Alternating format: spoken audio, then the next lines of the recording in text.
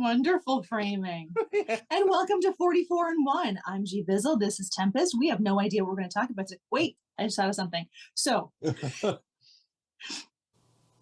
Chris from the future here. Just wanted to say quickly that because we're talking about the nature of memory in this podcast episode, that we do cover things like sexual assault and child abuse, and also a trigger warning for late, like about 2/3 into the episode. I do discuss an anecdote where I saw an animal get hurt, so she might be some distressing content in here for people. But anyway, on with the show. There's a couple books that I've listened to recently that I think would be an interesting conversation. We've talked about memory before. So this one is called The Binding. I'll give you the Coles Notes version of it. I don't know what year it's set, but it's not modern day.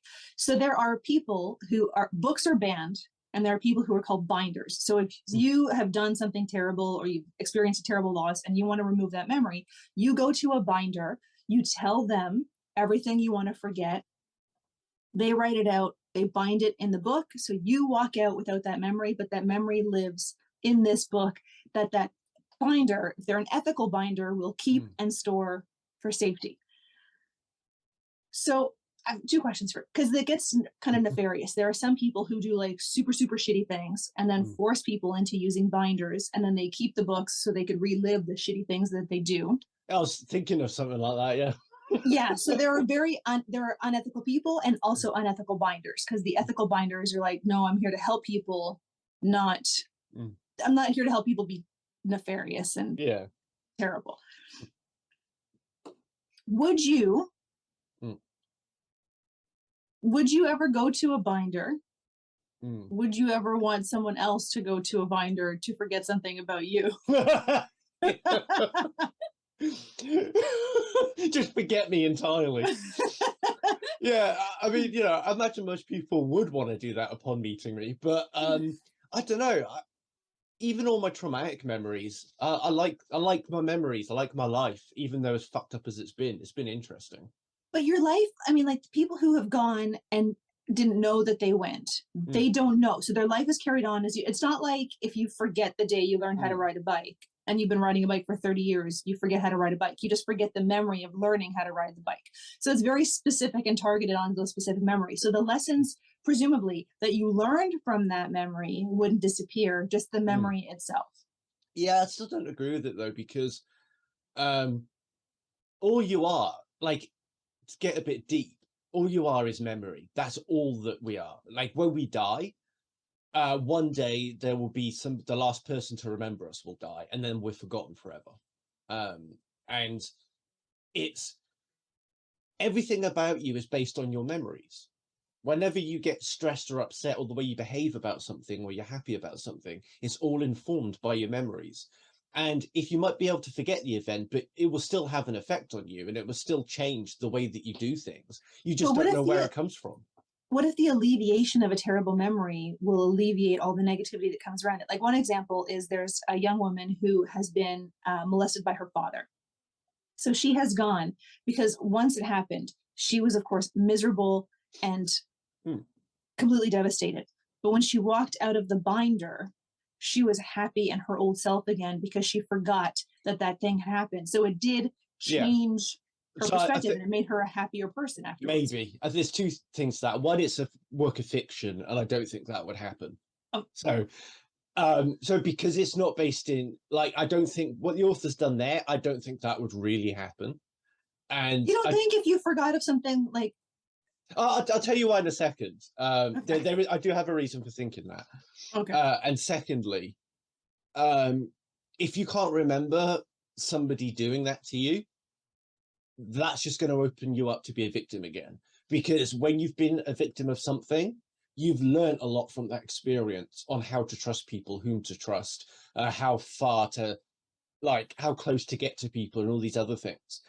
The negativity that you have in your life because of the event, the energy from that needs to be kind of rearranged into something more positive, and that's what therapy is supposed to be for, or your friends or your confidants or whatever. It's supposed to help you come to terms with the bad thing that's happened, so you can make something good out of it. But not everyone can come to terms with things. No, but if she doesn't remember all the warning signs and all that horrific stuff, she's opening up herself to be a victim again. Because all of the things about her that she got into that position before, her spidey sense wouldn't go off anymore.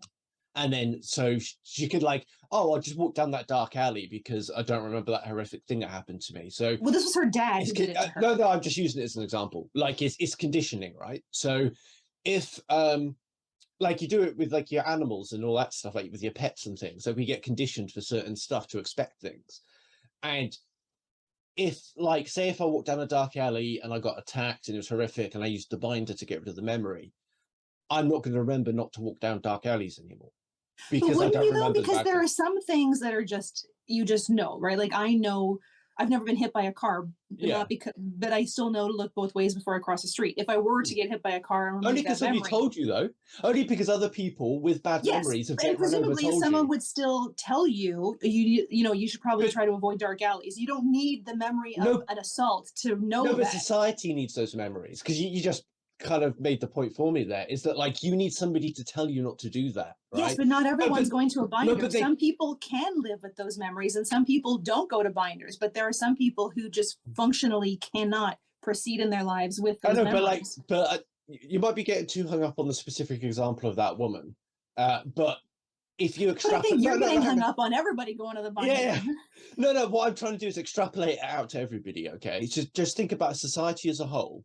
If a certain number of people are going to binders to get rid of certain memories, and the more horrific the memory, then the more of a proportion of the people with that memory are going to go to the binder, which means there are less people that you're going to encounter in life who have had certain experiences to create like a society unconsciousness around it. So if enough people go to the binder because their dads molested them, then society as a whole, it will reach critical mass. Society might forget that you can get molested by your father. Does that make sense? It does, but I think there's also that missing gap that it's not an immediate, it's not like as soon as the assault takes place, you go to a binder, right? Like it takes time. So there would be time in the midst of that to like proceed down whatever legal roads you can. And then like, I can't live with this anymore. Now I'm going to go see a binder.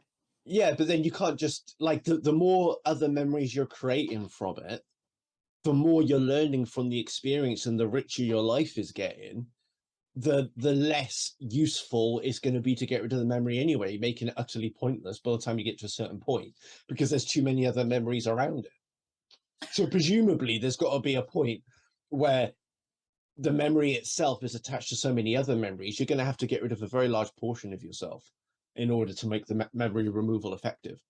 Not necessarily, because you could have this just kind of like you were in a fugue state almost. Like I know that there was something, but I don't know what that thing is. But exactly, like you wouldn't remember, like particularly if your father's still in your life, like you wouldn't remember it.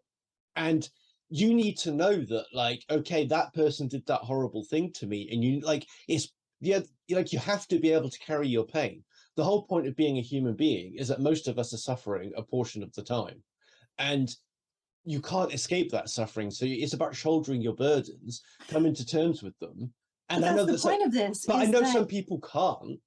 But yeah, at the end of the day, it's for the rest of us to help them. But not everybody can be helped. Not everybody wants to carry that burden. Like if there was the option for some people to alleviate themselves of that burden. But then you got to think then that like, well, that means then that it's got to be regulated and researched, and then they've got to find out exactly if going to a binder is just freely available for anybody, that's just going to be chaos, and a lot of awful things are going to happen, as already been covered in the book. But then I think there could be lots of other problems that they're going to have to look into. There's going to have to be a lot of research from the society going into this binder thing to find out what kind of an effect it'll actually have on society. So there's another book that was also memory based, similar function, but it's more modern day, and you can choose. So there was like these two twin brothers. One of them was the direct cause of his brother being murdered. And so his parents, because he couldn't handle it, his parents took him to this memory thing, and they wiped out the memory of his brother. So as far as this kid is concerned, he's been an only child his entire life. His parents, however, no, they've kept those memories. They've moved him to a different town where other people there don't know who he is, so he can't be triggered into or so that no one's gonna be like, hey, how's your brother doing? So he just knows that that's never, but it's not affected his other life. So it's in that instance, it is regulated, it's very specific into what the circumstances are. And it does, like one kid tried to go to forget that he's gay and it didn't work because they're like, that's not a memory, that's who you are as a person. You can't forget that piece. But in that one, it's a bit more regulated. And in both books, for every person who goes to do it, much like you, there's people who would be like, no, it's wrong, you shouldn't do it. So there's always going to be that balance of the people who would and the people who wouldn't, to keep those checks and balances in play. Yeah, and that's when it gets tricky, as to like who decides what those checks and balances are and how far can we go with them, what's the category, because I'm trying to think of some mild examples of abuse and not mild, but like, just for example, like there are some things that would happen to one person and then they would be completely devastated by it. But like, if you create like a quantifiable system, that might not rank very high, but somebody else's experience that was worse, objectively speaking, subjectively felt worse than what person one went through. But then they can have the binder because it was objectively worse, but they're not thinking about the subjective experience. So there's loads of things that would have to be considered. Does that make sense? Like, I don't know if I explained that very well. Yeah. No, it did make sense. It totally makes sense. Yeah. It's not in the binder, it's very willy-nilly, although there's a lot of mystery and stigma on the binding. So people usually will go to a binder when it's pretty dire and severe. And that's why they've banned books, because they're like, we don't even want to think about books, we don't want to talk about books, no one's allowed to have books, because the books of the realm of the binder. The unethical ones are just doing it for money, where there's like one guy who continually assaults his maids and then gets them bound so that he can read the books and then assault them for the first time all over again. So there's like terrible, and then he does it to his wife, and then his wife has kind of decided to look the other way because she's afraid of losing her memory. So she's like, all right, you just Jesus. Yeah. So like, it's this whole, power and money is corrupting, and that's where it comes from. Well, but the other one is a much more like common day, everyday practice. Like you're trying to forget an ex person in your life or whatever. Well, and I think that's really trivial, because you don't want to like do something a bit more benign like an ex rather than horrific abuse and trauma. Yes. But like, you wouldn't want to forget your exes, because they create a pattern in your life of who your exes are. Unless you're some kind of freak that's been married for 27 years, but 21, thank you. Together for 27. No, nice. But yeah, like, so you would want to remember that, like, because like who your exes are kind of create a story about who you are. So if there's a pattern of the same type of ex in your life, then you're thinking, are my choices wrong here? Maybe something happened in my childhood. But if something happened in your childhood that you can't remember, but it's affecting your choices now, but you got your memory bound, yet you keep going for complete fucking idiots as partners, but you're not going to know who go for complete fucking idiots, even knowing that they've gone for completely idiots. They just keep doing that same thing. Knowing something doesn't mean you're going to fix that thing, because there are people who have that pattern. But that's because they're not doing the other things. They're not taking responsibility for their own stupidity. They're not and that's where binding comes into play. It's because you want to just forget all that stuff and just live ignorance is bliss kind of life. But that's I think that's a bit snake oily. Like, it's not going to give people what they think it's going to give. There's plenty of things in life like that. Like, people think, oh, a facelift or a tummy tuck or whatever might fix my life, but it won't. Or people think, oh, if I had millions of pounds, that'll fix my life, but it won't. Like, there's no cure to the human condition. Like, as soon as you accept it and that your life is what it is, then you can start to change it. But you have to come to terms with it first. And if you can't remember it, you can't come to terms with it. So the thing I was going to say earlier about remembering and like how, and even if you forget, it can still affect your choices. So there was that study, I think I've told you about this before, that there were people who had Korsakoff syndrome, which is basically alcohol-induced memory loss, amnesia, and they still experienced buyer's remorse with these paintings that they'd pseudo bought. And even though they couldn't remember buying them or owning them, they still had buyer's remorse towards the image that they saw. They still didn't like it as much as they did previously.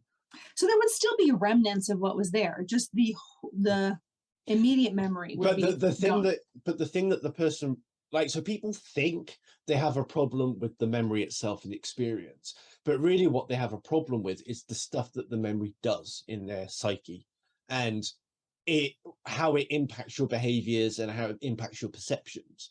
So you have to be able to remember it to know that that's what caused it. If you Yes, can't but then if you remember it, get rid of that memory, ipso facto, you get rid of but all like I that just shit that comes with it. but like I just said with the amnesia thing, that like if you still got buyer's remorse, like even though you can't remember even if you can't remember anything about the painting or owning it, you still get buyer's remorse. That's so the experience you've had is still affecting your attitudes and behaviors. And So so then, by that's your previous example, if you that's were what would assaulted happen in a with dark, if you were assaulted in a dark alley, by your example now, then the memory of the assault would be gone, but you would still have the I shouldn't go down a dark alley. maybe, That would be but the same as the buyer's remorse. perhaps there is a chance of that. But then there's going to be other things in your life that could be positive, but because of your bad experience is now negative, but you're not going to be able to remember it. Oh, another good example that, yeah, you might still be scared of dark alleys, but another good example is baby Hans. Have you ever heard of baby Hans? Okay, so he was a little toddler, and it was a really crazy German experiment. And there's all this black and white footage of it.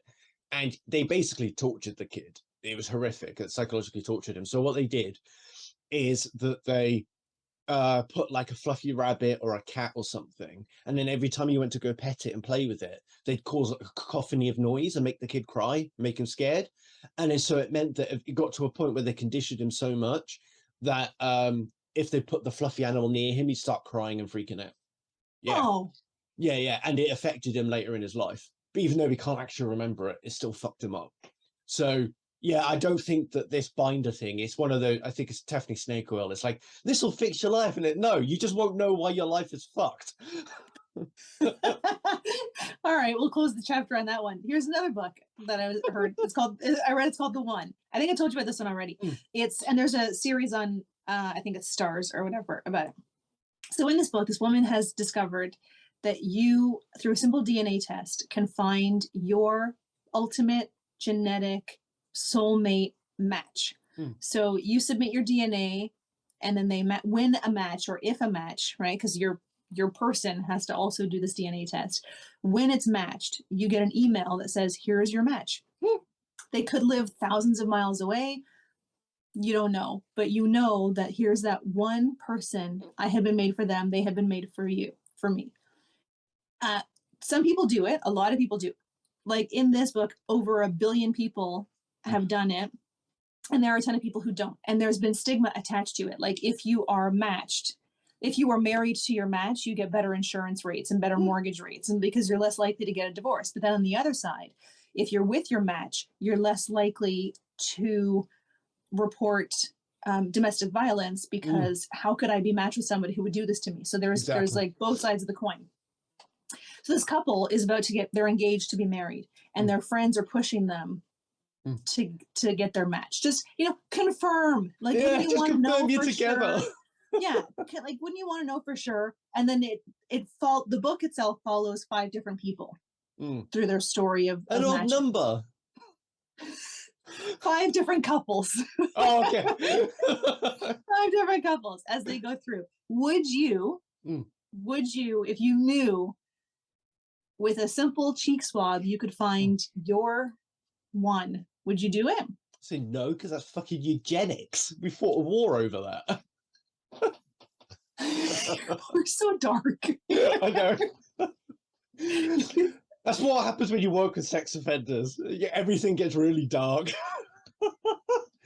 That's fair. Literally, our training is like, if you ever like, if any of the service users ever came to you with something, and then you're trying to think about the reason why they did it, always start at the worst case scenario and work your way forwards. Because in like everyday life, you start in the best case scenario, like, oh, this person's intentions must be good, right? No, with these men, you had to start at the worst. Like, he wants to fuck me, or he wants to fuck someone else or something. Yeah, that's where you had to start, and then you deconstruct it, and then you could figure out what they want. Okay, well then let's try to be half full for a second.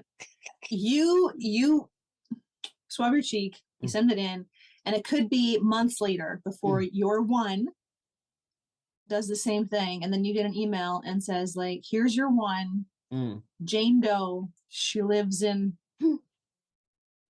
Nunavut. She's your person. Mm. Would you do it? What would you do next? Would you action it if you knew that this person was meant for you? Would you upend your life to try to go to them or try to get them to come to you? Hey, so we're assuming that I'm somebody that would do it in this scenario. Yes. Okay, so if I had done Oh, it, the whole conversation's over if you're like, nah, fuck it, I wouldn't do. yeah. I think the reason why I wouldn't do any of it is interesting. But for now, we'll pretend I've done it. Okay. I would probably just be a pen pal or something, or just do what we're doing here, start a podcast. But then that's your one. Like how, like some people in the book have a hard time having other relationships, knowing that their one is out there. Like, how can I settle for anything other than my one? I can see why people would have trouble with it, but it's like if we're taking me as who I am, and the only thing I've done different is actually do the test. I wouldn't have done the test seriously wanting to meet my one. I would have been skeptical about it. I'd have thought just because they're the one genetically doesn't make them the one for me spiritually or intellectually or anything like that. It just means that biologically we're a good match. And so then if you did it just for shits and giggles out of curiosity, you would then have to follow through and meet that person to see if there was anything to it. not necessarily, not if I had a partner. So it's like, you could, so if say in the scenario I've got a partner, right, then I'd talk to her about it before I even fucking did it, for one thing. And I'd say, like, do you think this is a cool idea? We wanted to find out who our ones are meant to be. And we could, like, pen pal them or whatever. But so in my experience, it would be very much like, well, I'm with somebody, so this is just a bit of a lark and I might make a new friend out of it, kind of thing. So, and then because of my understanding of psychology and biology and that, I wouldn't think that they're the one for me anyway, because I don't think that exists. And I just think, we're probably going to get on well. So might as well get a new mate. And it'd be a good laugh. But what if it turned out that it was correct? And now you have this partner, you've done this for a laugh, and now well, then I guess you are head over heels, deeply, madly, truly in love with this person in Nunavut. Yeah, I'll just have to deal with it. Like, just take it on the chin. You can't do anything about it if you're with someone. You just have to be an adult about it. So you said your reasons for not doing it are interesting. What would those be? Oh, just that like, just because I don't believe in the idea of the one and your soulmate. I think it's a bit ridiculous to think that. And also, just because somebody is right for you, like I say, genetically, it doesn't mean that they're going to speak to your spirituality or your intellect. It doesn't mean that like any of that's going to be compatible. She might have grown up in fucking with someone that's really alt-right conservative. But then they would like the whole it. I guess in the book they take it to a deeper level, that it's like as soon as you lock eyes with that person, it's like fireworks and puppies. Yeah, I don't believe that. And... I've never had that in my life. Of course you're not, because you're a cynical cunt. yeah. And also, like, I think as well, like my what do you call it? I think it's about being British, but you just assume that nobody's ever going to feel that way about you, so you shut it down as soon as it happens. That's sad. So in the book, it's interesting. So in the book, it turns out if you don't want to invest in listening to the book or watching the show. So in the book, this one guy, he gets his match, the couple who's going to get married, he gets his match, and it turns out to be another man. He's like, but I'm not gay. And the guy he matched with is also like, but I'm not gay. But then they meet, and instantly there's sparks, and they fall in love, and they leave their respective partners, and they get together. Oh, and do you know what, though? I mean, you probably had this as well. There are a few men in the world that could definitely turn me. Then the creator or the founder, inventor, whatever of this technology finds her one. But then it turns out, no. So she was very unethically and illegally stealing the DNA of her employees to put them in the database so she could test it out and see if it works. So they didn't know that their DNA was in there. So then a couple of them, like years later, got emails being like, hey, here's your match. And so this guy, he gets this match, leaves his wife of 26 years to be with his match, destroys the life of his wife and his child. And now he is seeking revenge. So he has faked this match with her. So she thinks she's met her one, but he's just some random guy that she fell in love with. And he's like, see, it's all bullshit. And then he hacked into the system and fucked up all of the matches. So like the two men who were matched, they're straight men that were matched, just to see like what would happen. Would that hope or belief in you met your match override your own biology? And like they matched a serial killer with a cop, like they got they got matched. So like the whole thing kind of goes off the rails, but like this guy's whole point was that you don't need this nonsense. If you'll find someone that you love, you'll find somebody that you love. Exactly. There's more than just the one person potentially for you. I'm so glad the book did that then, because the other thing, random fact I was going to bring up, which I think I've brought up on the podcast before, is about horoscopes and those daily horoscopes you get, how much of a nonsense they are. Yes. And then they, and also how a lot of personality tests are the same and stuff, and people only focus on certain things. So I think it was a personality test they did this with, and they printed off one set and then gave it to like 12 different people, and they just changed the names in it, of what the stuff is. And everybody said the profile perfectly matched them. And they all thought they just read in it what they wanted to read. So say, for example, if you read the profile of, I don't know, the Cancer, and I read one for Sagittarius, but it had been labeled to our actual star signs, people take the bit out of it that fits with their actual star sign, and then they convince themselves it fits them. Because it's usually so broad and generic that that it'll fit anybody. But like I had someone I used to work with who would read her horoscope every morning, and then she would look for signs throughout the day. And it's like, if you want to do it, read it at the day's end to see like what rang true, because otherwise you will subconsciously try to make things happen. Like if they tell you in your horoscope you're going to meet a tall dark stranger today, every tall dark stranger you see, you're going to be like, hi. So, where you normally wouldn't. So like, get to the end of the day, read it, like, did any of these things take place? And it's called attention bias, you know. Like if you like talk to somebody about an unusual colored car or something, and then for the next week all you will see is that color of car when you're out, and you would have seen it before. So there's a test, there's a study that was done on like memory and recall and language choices, and it was kind of used, I think the application of it was like for courtrooms and how lawyers can manipulate language. So what they did was they showed a bunch of people pictures of car accidents at different, so like a head-on collision at different like speeds, but then they asked questions afterwards. So they would ask like how fast were the cars going when they bumped each other, versus they'd ask other people how fast were the cars going when they smashed into each other. And if you said bumped, people were like, probably not that fast. But if you said smashed, they were like overestimating the speed of the cars. And then when they asked questions about like where was the glass on the floor, because they asked where was the glass, you're like, oh, there was glass everywhere. But there wasn't. No glass everywhere. So just how asking a question manipulates people's memories of it. Are you looking for fun new glasses that won't break the bank? Go to zlul.com. They have daily flash sales. You can find frames as low as $2. Prescription, non-prescription, sunglasses, they have it all. Use my promo code to save.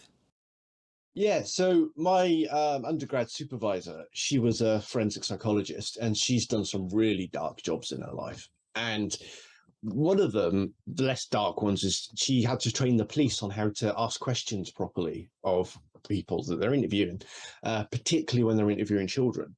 Because in the States, particularly, this has happened in other countries, but particularly in the States, a lot of men were wrongly convicted of child abuse. Because the way that the police were asking questions of the children was basically what you were just talking about with the cars, and the kids were just fabricating stories to match. They want to please the adults. Yeah, and they didn't even know what the adults were saying. They didn't. They weren't able to be like, well, yeah, he fucked me, but like, what does that mean? The kid doesn't know what that means. And also they'd make it really suggestive and stuff, so they make the kids give the answers they want to give. And it's those leading questions, right? Like it takes you where you want them to go. Like, and wasn't there, I don't think it was questioning, but weren't there a lot of like psychiatrists or psychologists who got into a lot of trouble for like, hypnotism or past, I think it was hypnotism, where they were like, all these people were coming out and saying that they had experienced all this like childhood molestation and abuse, but they were just false memories that were kind of implanted by their therapists. Yeah, something like that. Yeah. Yeah, it was kind of like, weren't you like, you were, weren't you? And it's like, yeah. Well, it's like people have given false confessions, right? After you're being asked 12 hours straight, if you did a thing, eventually you're just going to be so tired and just exhausted by it and mentally break down to be like, yes, I fucking did it. Just get some sleep. That's the thing. Is like people don't, unless they've been in that situation, people can't comprehend being at the point where you would confess to a crime that you know you didn't do. That's why I like that Solomon Ash test with the lines you spoke about it the other day on TikTok, the compliance and the biasing and stuff, because unless you're in the situation, it's so hard to comprehend that you would do that, but most people would. Everyone has a breaking point, and they have ways of wearing you down, and then like making it sound like there's a really big threat coming from way out here, so you're going to have to confess to this so that this other thing doesn't happen. Or the other, like, on all the like cop dramas, it's kind of like, we just want to know, nothing's gonna happen. Yeah, protect you, nothing's gonna happen. Like, really? Yeah, right. Yeah, I know the good cop, bad cop shit. Well, this is the thing. Like, there's I was speaking to a psychiatrist once, just about some of my childhood experiences, and I said I was like, there was this guy when I was a kid. And I don't know if he molested me or not. And he was like, well, do you want to explore that? Do you want to go into it? I was like, no, I can't. I was like, because I was too young. And I was like, I might convince myself that I was assaulted, but I wouldn't have been. Or I might convince myself that I wasn't when I was. I was like, I can't be sure. And he's like, can you ask anybody in your life? And I was like, well, the only person who's going to know is my mum. And she's going to say whatever she could say, either to create drama or make herself look good. So I was like, so there's literally, I can't ask her for confirmation and she would know for sure. You don't have a trusted source. But you don't think there's any way that you could explore it neutrally and be able to figure it out? No, I don't think so. I don't trust anybody to do it. With See, me. wouldn't that be a memory you'd want to pluck Not out? really. Not really. Because it's... I'm trying to think how to word it. But it's maybe the person I am. Like, I am cynical. I don't trust people. And I am naturally suspicious. But that saved me. That way of being has saved me from so much shit in my life. That my life would have been 10 times worse. Like, if I'd gone to that second location with that person, or done that crazy mad cup idea. Never go to a second location. No, exactly. And I just think that if I forgot all of those awful things that happened to me as a child, then I would have done some idiot things when I'm an adult or an adolescent. So, yeah. So now that you're past that point of adolescence and now you're an adult, there's nothing that you'd want to go back to and think like, I've got all the lessons I've needed to learn from that. I can let go of that memory. But then I would make forgetting it pointless. And then it might affect it might affect my judgment on the other things in my life. So like, where I can go like, okay, I did this or didn't do this because of blah, blah, blah when I was a kid. There's like a link, a chain of evidence that I can follow. But if I got rid of one of those memories along the way, then things wouldn't make sense anymore. So what if it was something external to you, like you witnessed an accident that you still, 20 years later, it hasn't really affected your life other than the fact that it still comes back to you. You still kind of dream about it. Your decision-making process hasn't changed as a result because it's not like it was just a fluke thing. Nothing that happened to you, something that you observed. Is that something that you would be like, okay, that's when I can let go? No, because, well, first of all, things can impact you in ways that you don't see or understand. Like, so I might think that something hasn't affected me in some way, but then I can't know for sure. I can't remember that, or I can't see any links. But I felt that way about a lot of things 20 years ago that I now understand. So just because I don't see or understand it now doesn't mean that I won't in the future. And also, if it's really benign, why would you want to put yourself through that? Like that whole process of binding, it might be expensive. But maybe it's not benign. Like it may be benign to your everyday life, but maybe it's something that exactly.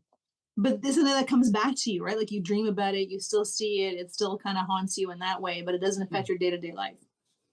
Yeah, but if it's still haunting you, that means that there's something unresolved there that you've got to resolve.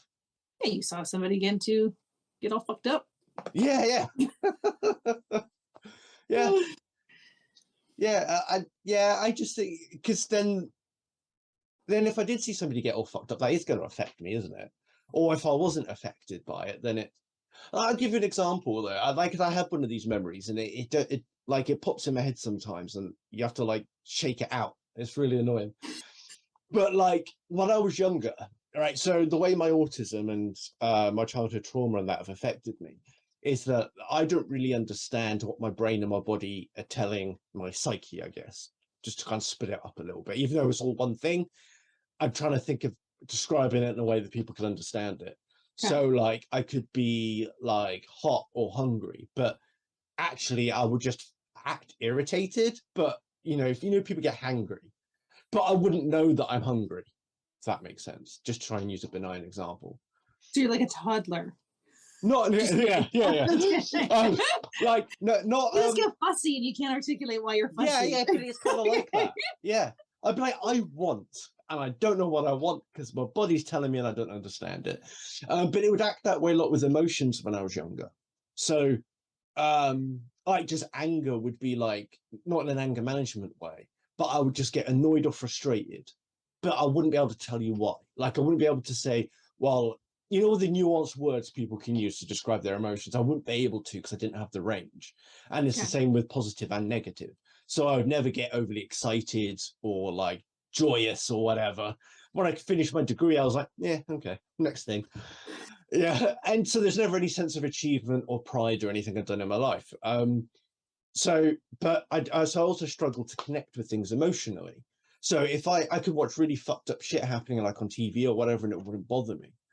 But obviously over the years I've dealt with that. I've managed to figure all of this stuff out, and now I'm starting to experience emotions. I'm starting to experience happiness and compassion and all, like actually feeling them and not just feeling like I'm doing them as some kind of automaton. You know what I mean? So what changed? How did that happen? That's cats and my partner. They kind of unlocked those things in me over the last sort of 8 years. So the memory that I keep getting that pops into my head is of a cat that got run over. And I was walking on my way to work, and this woman was like, had been knocking. I saw her knock on a couple of doors, but there's nobody in. And one guy said no to something I did because she was asking. She came up to me and asked me to help her because she said I was just on my way to work. She's like, I just found this cat. It's been hit by a car and it's dead, but I don't know what to do with it. And I've knocked on all these doors, but no one says it's their cat or they're not in. Can you help me get rid of it? She didn't want to pick it up and stuff. So she gave me this those lifelong carrier bags. She gave me one of them, and I just kind of scraped out the road, put it in the bag, and his face was all like flattened on one side. Obviously like it hit a bumper. And so at the time I didn't think anything of it. And and then when I was pushing it up to the curb so I could pick it up with the bag, like it kind of like flopped. It rolled over and flopped. But like it's one of those things like when you laugh at a funeral, and in the way the cat flopped at the time I was like, because the way it just went. Bleh. Anyway, at the time it was darkly funny. As something would be laughing in a funeral, but now it really upsets me because now I'm really connected to cats and I understand them. And then somebody's owner couldn't look after it properly and lived with it on a main road and didn't give it a proper place to live and stay, so it ends up getting fucking run over by some donut driving a car. And so now I just think of that memory and I get upset, and occasionally I want to cry. I don't, so I'm a manly man. Just joking. Joking. But sometimes it does make me a bit tearful, and it just comes at me out of nowhere. I'll just be stroking Padme or pop in my head, or I might dream about it or something. So that's an example of I guess a memory that used to be benign.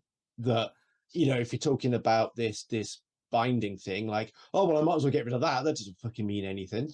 And then now it deeply affects me because now I've developed. But it affects you in a negative way. Like it makes you sad. It makes you tearful. Wouldn't you want to? It makes me sad and tearful first, but then I pick up my Padme and I give her the biggest cuddle I've given her that day, and I tell her I love her, and then it reminds me of what she's given to me. That I once used to be this way in life that I used to hate, and it made me miserable. I didn't know how to fix myself. And then now I've got this little animal that basically unlocked my brain, and she's my best friend in the world. And those two things would be less without each other. She changed my life. And I wouldn't have that depth of gratitude if I'd gotten rid of that horrible memory. What about embarrassing ones? Is there something that you did that you're like, I wish I don't could get really. rid It's just the funny I thing. wish I It's could like get rid of that. Like, I've that's, never gotten. someone who like went to shave. My sister once Yeah. was at a job. She was like her first day on the job. Yeah. And like her new boss was giving her a tour, and she kind of like put her hand out as in like to guide my sister. And my sister was like, oh, so she held her hand. Like, I'm sure that's a memory my sister would want to get rid of.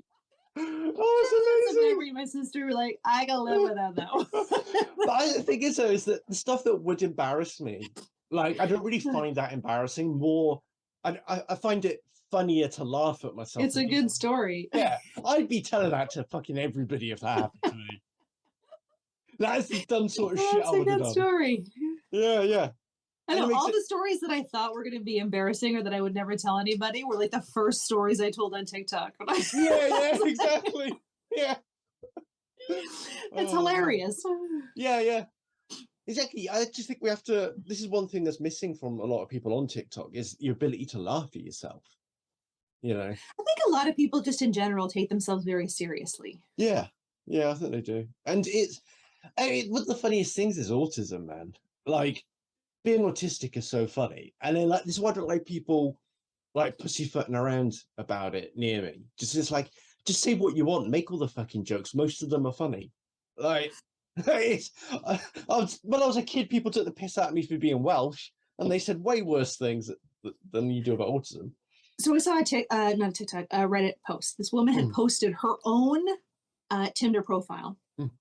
And in it, she said something about, she cracked a joke about like, making love in a pumpkin patch. And she goes, so if we traumatize a few kids, who's, they'll see some shit they shouldn't see.